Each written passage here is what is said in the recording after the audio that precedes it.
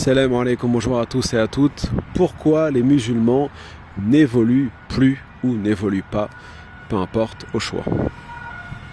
Alors c'est une question qui nous nécessiterait des heures d'enregistrement, mais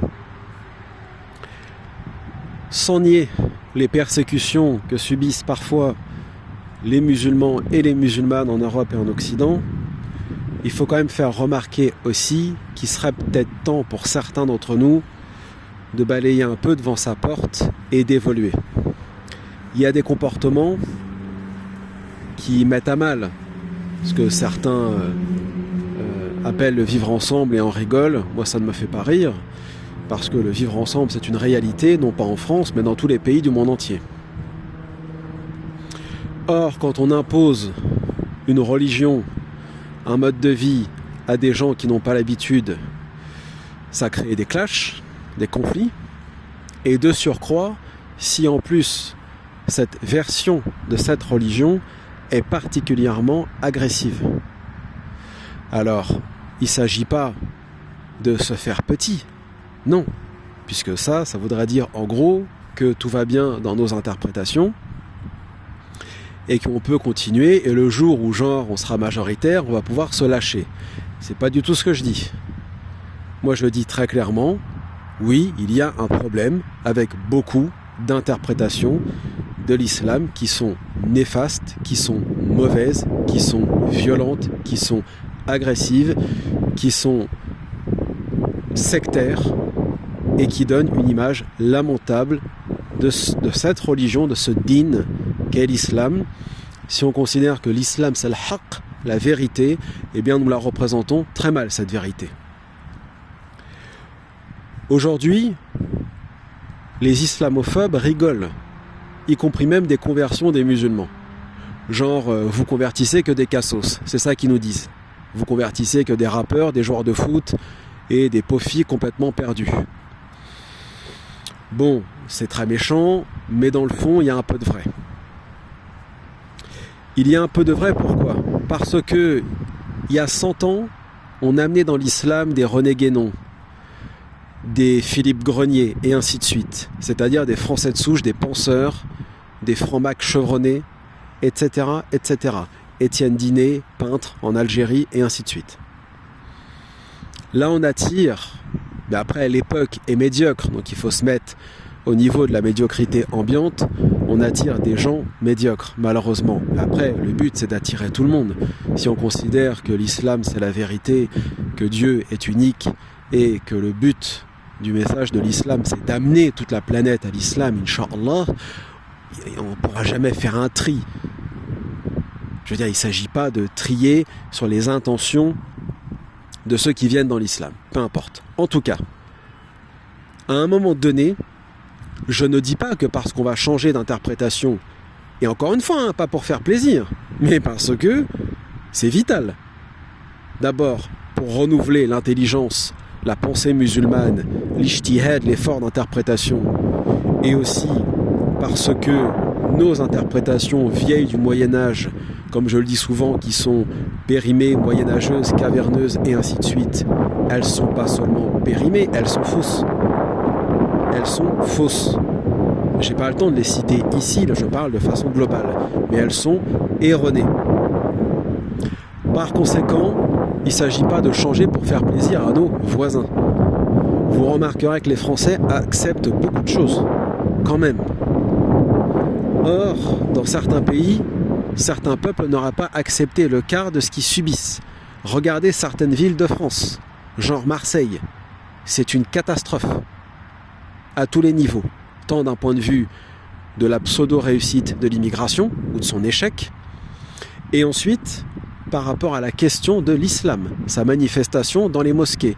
Alors certains pensent que l'État fait le boulot parce qu'on a expulsé un ou deux imams radicalisés. L'était-il vraiment? Là aussi je me pose la question. Mais ça, ce n'était pas ce qui était demandé initialement à l'État. Ce qui était demandé initialement à l'État, surtout, c'est de ne pas laisser des villes ou des quartiers se faire envahir et prendre d'assaut par des délinquants, par des voyous, et par certains musulmans sectaires, puisque effectivement ça existe.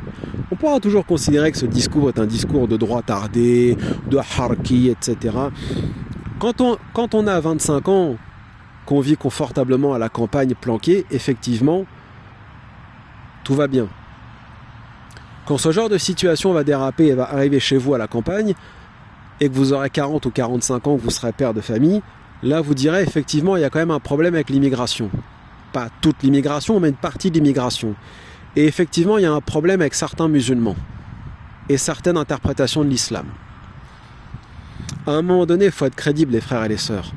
On ne peut pas pleurnicher à l'islamophobie du matin au soir en réclamant une liberté de culte dont l'interprétation de ce culte relève d'une violence en termes d'exégèse et d'une violence en termes de pratique, puisque ça existe. Qu'est-ce qu'une personne rationnellement intelligente va penser de l'islam en regardant la lapidation? Alors après, toujours pareil, il y a toujours toutes ces masses de frères et de sœurs qui répondent en disant « Mais t'es en train d'insulter la charia, t'es en train de renier les hudud, t'es sorti de l'islam. » Vous voyez, il n'y a pas d'évolution. Ils sont totalement emprisonnés dans une idéologie artificielle qui n'est pas l'islam, mais qui s'appelle le ijma', le consensus du Moyen-Âge, qui n'existe pas en plus. C'est une invention. Une invention quasiment wahhabite, parce que c'est les wahhabis qui disent toujours il y a ijma', mais quand on regarde de plus près sur à peu près tous les sujets, il n'y a rien. Il n'y a ni ijma', et il n'y a même pas ijma' sur l'authenticité, je crois, d'un seul hadith. Bon, j'exagère un peu, mais on n'en est pas loin quand même. Qu'est-ce que le Français de base, attaché à la démocratie et aux droits de l'homme, va penser d'une religion qui promeut la peine de mort pour les apostats?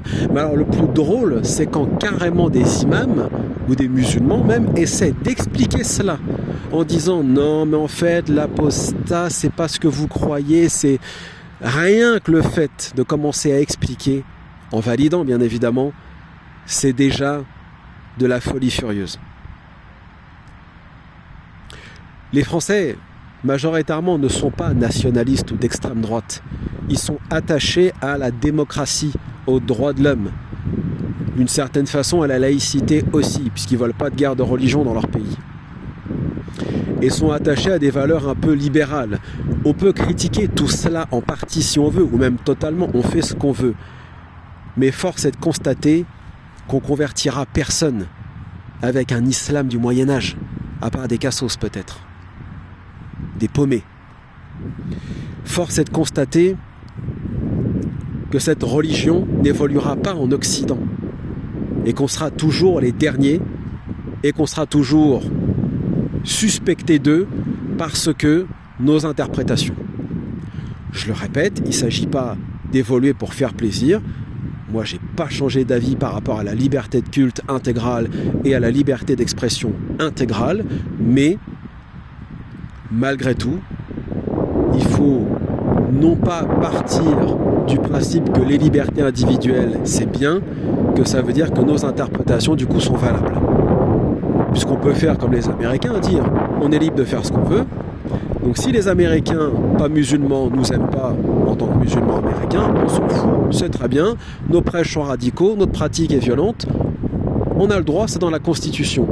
C'est insuffisant. C'est parfaitement insuffisant, contradictoire et schizophrène. Parce que ce n'est pas parce que la loi permet tout et rien que ça veut dire que c'est notre din. Notre din relève de l'intelligence. Et je le dis ouvertement, oui, l'islam est fondamentalement démocratique, droit de l'hommiste et humaniste.